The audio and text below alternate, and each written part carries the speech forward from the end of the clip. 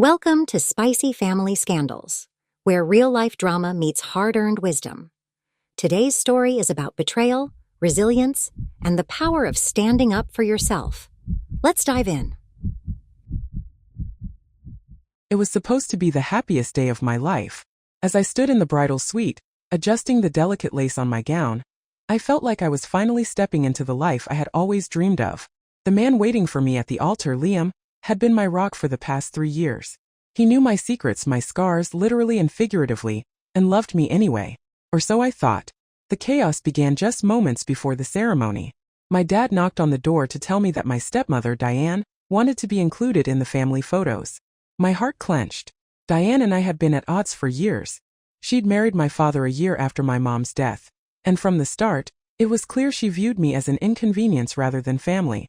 She undermined me at every turn, always ready with a cutting remark or a disapproving glance. But this wasn't just about old grievances. Diane didn't belong in the photo. It was meant to honor my late mother, who had always been my guiding star. Including Diane would have felt like erasing my mom from one of the most important days of my life. I told my dad, as calmly as I could, that Diane could be in other pictures, but not the family portrait with my mom's side of the family.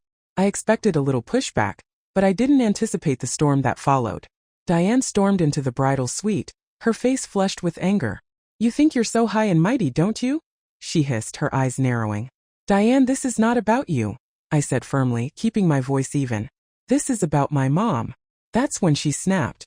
Before I could react, she grabbed the delicate train of my dress and yanked with such force that I heard the unmistakable sound of fabric tearing. My chest tightened as I looked down at the shredded lace. "You ungrateful brat!" Diane screamed. "You think you're so perfect? Do they even know? Does Liam even know what you really look like under all that?" I froze. I knew what she was about to say, but hearing the words out loud still felt like a punch to the gut. "Her face isn't even real," Diane yelled, loud enough for the entire hallway to hear. "She had plastic surgery after that fire. She's nothing but a fraud." The room spun. The accident that left me scarred had happened over a decade ago. It was a piece of my past I rarely discussed, not because I was ashamed but because it was painful. Liam knew, of course. I had told him everything early in our relationship, and he had assured me it didn't change how he felt about me. But now, with Diane's words hanging in the air, I turned to see Liam standing in the doorway. His expression was unreadable, but the silence stretched between us like a chasm. "Liam," I whispered, my voice trembling. He looked at Diane, then back at me, and his face hardened. "Why didn't you tell me about all of this?" he asked, his tone cold and distant. "I did," I said, panic rising in my chest. "You know about the surgery. You know everything." "Enough," he cut me off. "This is too much. I can't do this." And just like that, he turned and walked away. I called after him, but he didn't stop.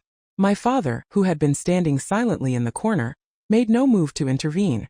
Diane, meanwhile, had a smug, victorious smile on her face, as if she had just won some twisted game. The weight of everything hit me at once. The ruined dress, the ruined day, the betrayal. And I sank to the floor, tears streaming down my face. But even in that moment, I swore to myself that this wasn't over. Diane thought she had won, but she had no idea what was coming. I didn't sleep that night. After Liam walked out and my father left in silence, I sat in the wreckage of the day that was supposed to be my fairy tale. My dress was torn, my makeup streaked with tears, but worse than all of it was the hollow ache in my chest. I replayed Diane's words over and over. The smirk on her face burned into my memory. At some point, the exhaustion hit, but instead of rest, my mind plunged into the nightmare I'd lived through all those years ago. The fire. The heat searing my skin. The hospital lights burning bright overhead as I woke to a face I barely recognized. The surgeries. The whispers. But this wasn't just about the scars. It was about power control. Diane had made sure to take everything from me in one public, humiliating moment. My relationship. My wedding day. My dignity. And she'd done it with a calculated precision that told me she'd been waiting for this opportunity for years. When I finally pulled myself up from the floor, the first rays of dawn were breaking through the window. My phone buzzed on the table, but I didn't look at it. I didn't need to. The news had already spread. A family friend texted me. "Are you okay? I just saw what Diane posted on Facebook." My stomach sank. I opened the app and there it was. A photo of me in my torn wedding dress, taken without my knowledge, with the caption, "Plastic Princess has a meltdown at her own wedding. Who wants to tell her she can't buy a happy ending?" The comments were even worse. Strangers chimed in, dissecting my face, my life, my worth. I scrolled through them, my hands shaking, until I couldn't take it anymore. I threw my phone across the room, and it shattered against the wall. That was the moment something inside me shifted. I wasn't going to cry anymore. I wasn't going to let Diane win. She thought she had destroyed me, but she underestimated me. I wasn't the same broken girl I'd been after the fire. I was stronger now, smarter. And I wasn't just going to get even, I was going to take everything she cared about. I spent the next several hours making phone calls, digging into the past, and unearthing details I hadn't thought about in years. Diane liked to present herself as the perfect stepmother, the loving wife, the picture of propriety. But I knew better. I'd grown up watching her lie, manipulate, and charm her way into everything she wanted. And I knew exactly where her skeletons were buried. By the time evening rolled around, I had a plan. It was risky, bold, and more than a little unhinged. But if it worked, Diane wouldn't just regret what she did. She'd wish she'd never met me. The first move was subtle. I called my father. He answered on the third ring, his voice cautious. "Rachel, I need to see you," I said, keeping my tone steady. "Tonight." There was a pause and then he sighed. "Diane's not going to like that." "I don't care what Diane likes," I said sharply. "You owe me this, Dad." Another pause and then, "All right, come to the house." As I hung up, a wicked smile spread across my face. Diane had drawn first blood. Now it was my turn. When I pulled up to my father's house that evening, the tension in the air was palpable. The sprawling brick home, which had once felt warm and inviting, now loomed like a fortress protecting the person I hated most. Diane's car was in the driveway. Good. I stepped out, smoothing the skirt of my casual dress. The gown was ruined beyond repair, but I refused to look defeated. Not tonight. My heart pounded as I approached the door, and I took a steadying breath before knocking. My dad opened it almost immediately. He looked older than I remembered, his face etched with lines of stress. "Rachel," he said, his tone a mix of guilt and uncertainty. "Dad," I replied curtly, stepping past him into the foyer without waiting for an invitation. My heels clicked sharply against the polished wood floor, a deliberate reminder that I wasn't here to be polite. Diane appeared at the top of the staircase, her face lighting up with that fake, sugary smile she always wore when she wanted to seem harmless. "Rachel, what a surprise," she said, descending the stairs with calculated grace. "You look better than I expected, all things considered." "Save it," I snapped, cutting off whatever passive-aggressive insult she was about to throw my way. "We need to talk." Diane tilted her head, feigning confusion. "Talk? About what?" "About you destroying my wedding for starters," I said, crossing my arms. "And let's not pretend you didn't plan every second of it," she gasped, pressing a hand to her chest in mock offense. "Rachel, I have no idea what you're talking about. I was just trying to help." "Don't," I interrupted, my voice cold. "I'm not here for your games. I'm here to give you one chance to fix this before I make your life a living nightmare." The room went deathly silent. My father stood off to the side, wringing his hands but saying nothing, just as he had at the wedding. Diane, however, recovered quickly, her lips curling into a smirk. "And what exactly do you think you can do to me, dear? You've already embarrassed yourself enough for one lifetime." I took a step closer, lowering my voice but letting every word drip with venom. "You should have been more careful about the skeletons you tried to bury, Diane, like your first husband, or the little financial discrepancies in Dad's accounts since you came into his life." "Shall I keep going?" Her smirk faltered for a split second, and I knew I had her. "You don't know what you're talking about," she said, but there was a flicker of fear in her eyes now. "Don't I?" I asked, pulling out my phone. I tapped the screen and held it up, playing a recording of a conversation I dug up from an old family acquaintance earlier that day. And then Diane just vanished with the guy's savings. I mean, we all knew she was trouble, but that was low, even for her. I watched as Diane's face went pale. My dad's brow furrowed as he turned to her. "Diane, what is she talking about?" "It's nothing," Diane stammered, her confident facade cracking. "Just lies from people who are jealous of us." "Really?" I cut in. "Because I have a friend in accounting who says the discrepancies in Dad's business books line up perfectly with some unapproved transfers into your personal account." My dad's face darkened. "Diane, is this true?" "It's not, she's making this up," Diane shrieked, her voice rising in panic. "She's trying to turn you against me, don't you see?" But the damage was done. My dad was already pulling out his phone, likely to call his lawyer, and Diane was unraveling before my eyes. This was only the beginning. The next step would be public.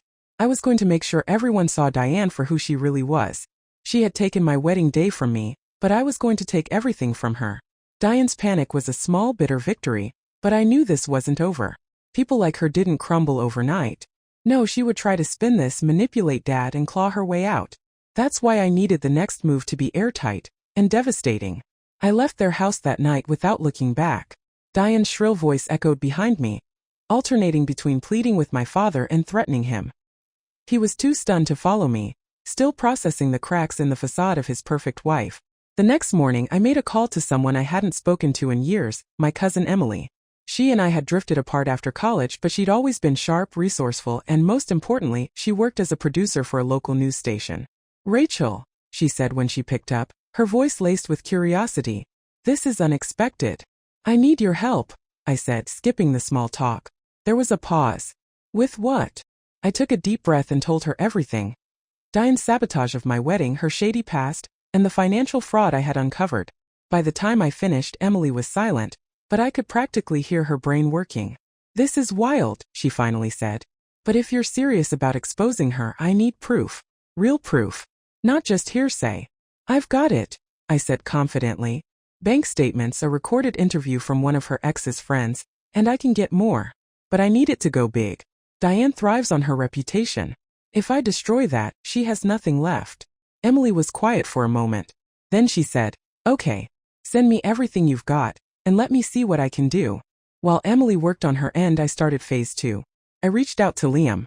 I hadn't spoken to him since the wedding day, and I didn't know how he would respond, but I needed closure, or at least clarity. He picked up on the second ring. "Rachel," he said, his voice stiff. "Liam," I replied, forcing myself to stay calm.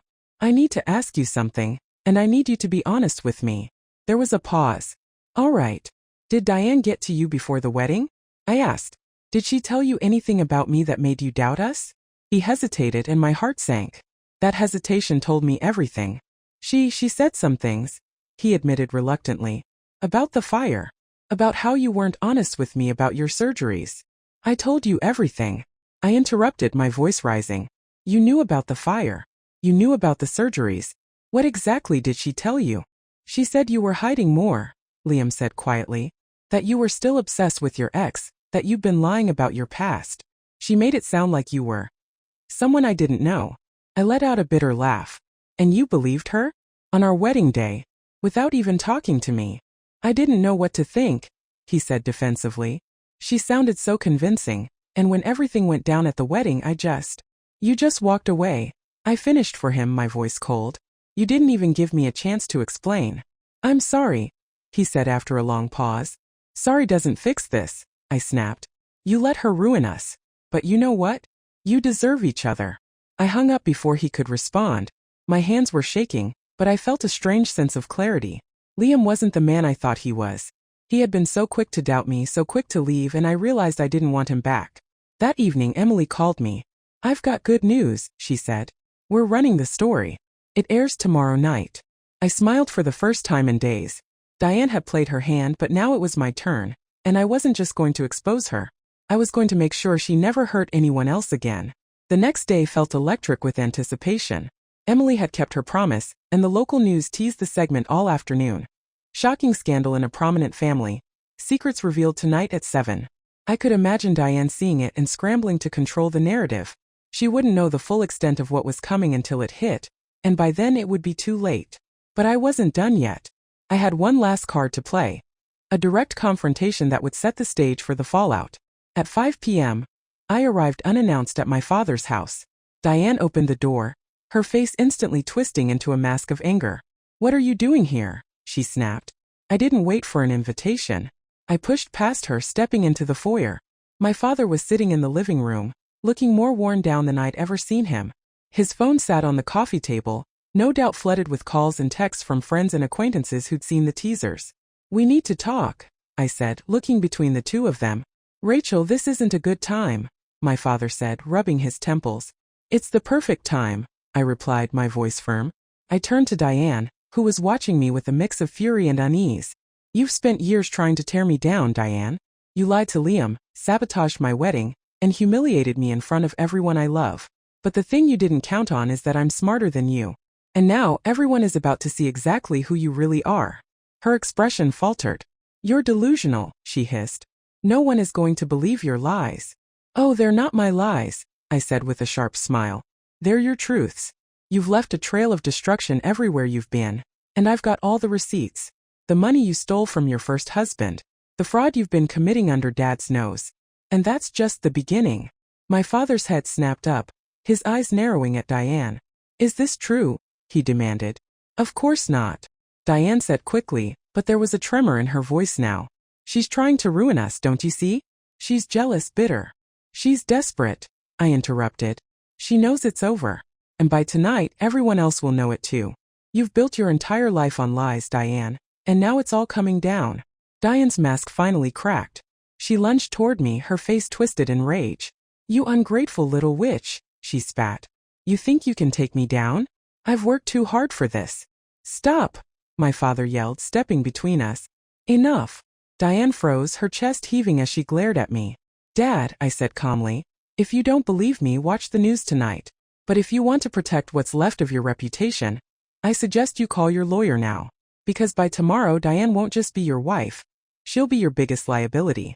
With that, I turned and walked out, leaving them both in stunned silence. When 7 p.m. rolled around, I sat on my couch with a glass of wine and watched as Emily's segment aired. It was brutal. The news laid out Diane's entire sordid history, from her first marriage to her financial fraud, complete with interviews and documents I'd provided. The final blow came in the form of a victim's statement from her ex-husband, detailing how Diane had drained his accounts and disappeared. The fallout was immediate. My phone buzzed nonstop with messages of shock and support. By morning, Diane's name was trending locally, and her social media accounts had gone dark. But the cherry on top came later that afternoon when my father called me. His voice was heavy, but there was a note of gratitude in it. "I'm sorry, Rachel," he said, "for everything. For not standing up for you sooner. You were right about Diane. The lawyer's already drawing up the divorce papers." For the first time in days, I felt a sense of peace. Diane had taken my wedding day from me, but she couldn't take my strength or my future. She had underestimated me, and that was her biggest mistake. The morning after the broadcast, the house of cards Diane had so carefully constructed collapsed.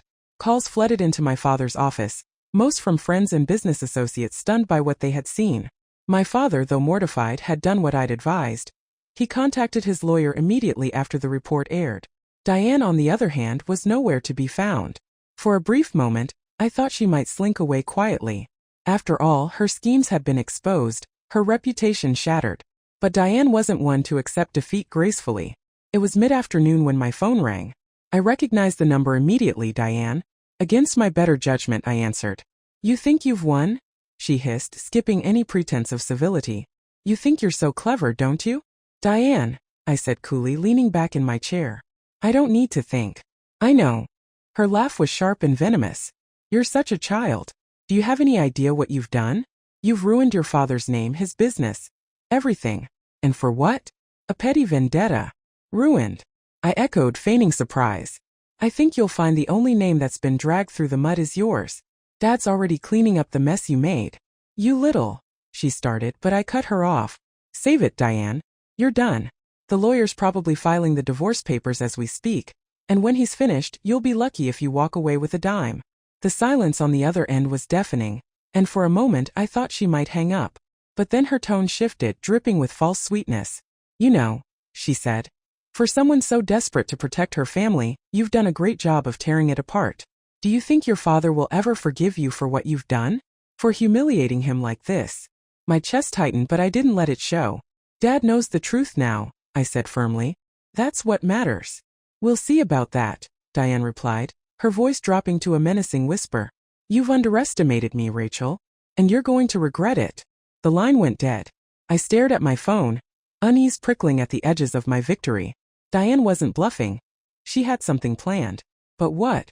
That night my father called again. "She's refusing to leave the house," he said, frustration thick in his voice. "The lawyer's working on it, but these things take time." "She's stalling," I said, pacing my living room, trying to figure out her next move. "Well, whatever it is, she's not going down without a fight," my dad muttered. "She's been tearing through the house, breaking things, screaming at anyone who gets in her way. I don't even recognize her anymore." I swallowed hard, trying to push down the knot of anxiety in my chest. Diane was cornered, and that made her dangerous. The next morning the phone call came. Not from Diane but from Emily. "Rachel," she said, her voice trembling. "You need to see this." "What is it?" I asked, dread pooling in my stomach. "I just got a tip. Diane gave an exclusive interview to a tabloid. She's spinning the whole thing, claiming you faked the documents, that this is some elaborate plot to destroy her and your dad." My blood ran cold. "And people believe her?" "It's already gaining traction," Emily said grimly. "We're working on a rebuttal, but, Rachel, she's going after your scars too, saying you're obsessed with your surgeries and made up the fire for sympathy." My hands clenched into fists. Diane wasn't just trying to save herself. She was trying to obliterate me in the process. "She's desperate," Emily continued, her tone more measured. "The story is full of holes, but you know how these things work. People love a scandal." I took a deep breath, forcing myself to think clearly. Diane had played her hand too soon. She was grasping at straws, and if I stayed calm I could use this against her. "She doesn't get the last word," I said finally. "Not this time." Emily hesitated. "What are you going to do?" "Finish this," I said, a new determination hardening in my voice. "For good." The next few days were a whirlwind of chaos and strategy. Diane's smear campaign gained momentum, but every word she spoke only added fuel to the fire I was building against her. My father, though shaken, gave me his full support. Emily worked tirelessly with her team, preparing a second wave of exposés that would dismantle Diane's lies once and for all. But I knew Diane wouldn't back down until she was forced to, so I decided to confront her on her own turf. It was time to end this face to face. I arrived at my father's house unannounced again, this time with a stack of papers in hand. Evidence, bank records, testimony from her ex's lawyers, and copies of her fraudulent contracts. If Diane wanted to play dirty, I was ready to bury her in the truth. She was in the living room when I walked in, a glass of wine in her hand and a sour expression on her face. My father stood near the fireplace, looking defeated but resolute. "You're persistent, I'll give you that," Diane sneered as I entered. "Come to gloat." "No," I said calmly, placing the stack of papers on the coffee table between us. "I've come to give you a choice." Her eyes flicked to the papers, and for a moment, there was a flicker of unease. "What is this?" "Everything," I replied. "Every lie you've told, every dollar you've stolen, every person you've hurt. It's all here, Diane, and I'm ready to take it public." Her smirk returned, though it didn't reach her eyes. "You think anyone will care? People love a comeback story, Rachel. I'll spin this into a misunderstanding, and you'll look like a bitter little girl who couldn't handle a stepmother." I leaned forward, meeting her gaze. "That's one option," I said. "But there's another. You leave quietly. No more interviews, no more stunts. Sign the divorce papers, take a settlement, and disappear. If you do that, I won't push for criminal charges." Diane laughed, a hollow, brittle sound. "You're bluffing." I reached into my bag and pulled out a USB drive, holding it up. "This is a copy of everything I've given to Emily's team. The next segment airs tomorrow. If you're so sure I'm bluffing, feel free to stick around and see what happens." Her bravado cracked. She glanced at my father, who said nothing, his arms crossed tightly over his chest. For the first time she seemed to realize she was outnumbered and outmaneuvered. "What's it going to be, Diane?" I asked, my voice steady. She stared at me, her jaw clenched, and for a moment I thought she might lash out again. But then she looked away, the fight draining from her shoulders. "Fine," she muttered. "You win." It wasn't the triumphant moment I'd imagined. Diane's defeat didn't bring the kind of satisfaction I thought it would. Instead, it felt hollow. Over the next few weeks, Diane packed her things and left quietly, just as I demanded. The news coverage faded, replaced by the next scandal, and life began to settle into something resembling normalcy. My father and I started rebuilding our relationship, though it wasn't easy. There were years of silence and hurt to unravel, but we were both willing to try. One night, as I sat alone in my apartment, I thought about everything that had happened. Diane's betrayal, Liam's abandonment, the scars, physical and emotional, that had shaped my life. I realized something I hadn't before. Every one of those scars told a story of survival. I didn't get my wedding day back and I didn't get Liam back, but maybe I didn't need to. I had found my voice, my strength, and my worth. Diane had tried to tear me apart, but in the end, she only reminded me of who I really was. The lesson wasn't just about standing up to people like Diane. It was about refusing to let someone else's bitterness define me. I had spent too much of my life letting the wrong people dictate my value, and I wasn't going to do it anymore. For anyone reading this, especially women who feel like life has beaten them down, here's what I want you to take away. the world will try to tell you who you are. It'll hand you labels, expectations, and doubts. But at the end of the day, you're the only one who gets to decide your worth. And if you've got scars, visible or not, wear them proudly. They're proof you've lived, fought, and survived. As for Diane, she might have thought she won the battle that day at my wedding, but I won the war. And now I'm ready for whatever comes next.